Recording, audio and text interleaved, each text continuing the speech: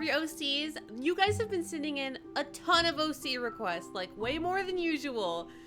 So sadly, there's even less of a chance of getting drawn if you're doing it for free, and I'm really sorry about that. I know it's not guaranteed, and some people think it is, and I just feel so bad because a lot of people are commenting like, I haven't got my OC drawn. I've been here for months, and I'm just, I feel so bad about that, but I can't guarantee any drawings. And I just gotta let you guys know that it's impossible for me to guarantee them.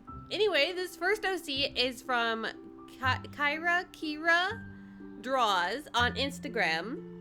And their little character is super adorable. I love the freckles and the little bandage on their nose. That is so cute. And the broken horn. I don't know why. It's just so adorable. They look like they're a little hurt.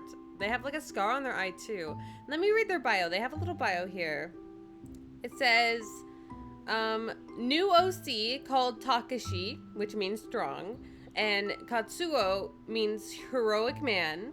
I'm too lazy to talk about his backstory, but I can say he's a broken human / goat species. Of course a goat. I love goats.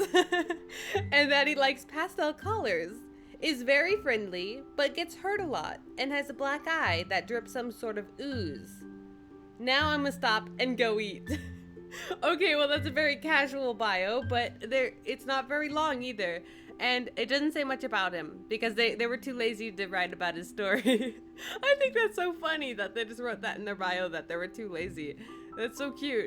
But anyway, the reason I really wanted to draw this one is obviously it's unique, but it was also cute at the same time. It was like the character looks like they, I don't know, they get hurt a lot. Maybe they're clumsy, I don't know. But they're missing part, like a horn. And they're also bruised up, and and she says they get hurt a lot, and I'm not sure why. Maybe they're clumsy, I don't know. And I'm not sure why their eye is oozing black stuff. I have no idea why, but I thought it'd be fun to draw them. I drew them from the side, and you couldn't actually see the eye that's oozing stuff, which I was kind of sad about when I realized that. I was drawing them and like, oh dang, I wanted to draw that, but I didn't think of it when I was drawing them from a side pose. So I didn't end up drawing that eye. I just drew the normal eye, but I did add a bruise. Even though they said the bruise is on like the right side of the face or the left from the way you see it, I drew it on the other side. Next up here is an OC from JoJobean 1067 on YouTube, and their OC, okay, let me just tell you, this picture is so dang cute, and I loved how they did the arms of the character, and they're like the clothes that goes on them. It's so adorable. It took me a while to figure out exactly how that was supposed to go.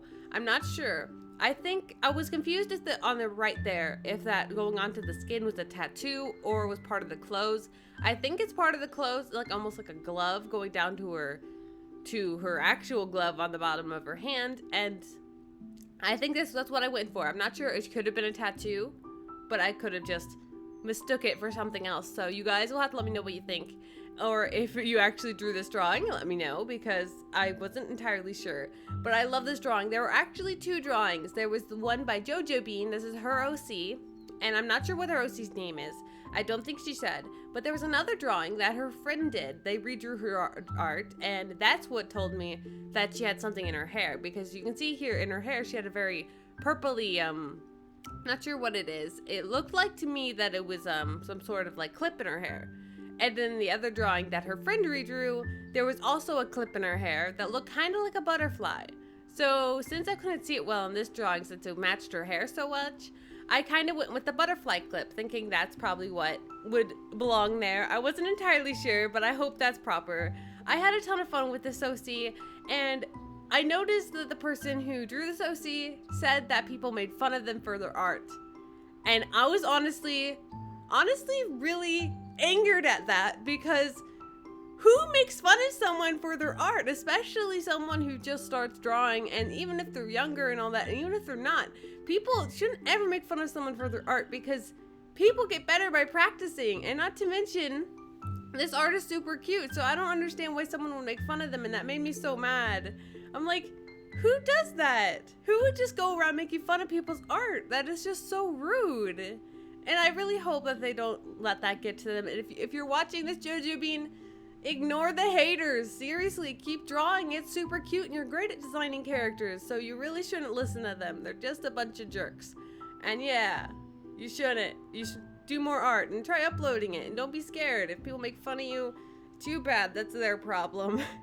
And next up here is EMyraMarty. I think that's how you pronounce it. Is it Mira? I'm not sure. There's a lot of Y's in here and I don't know how to pronounce it.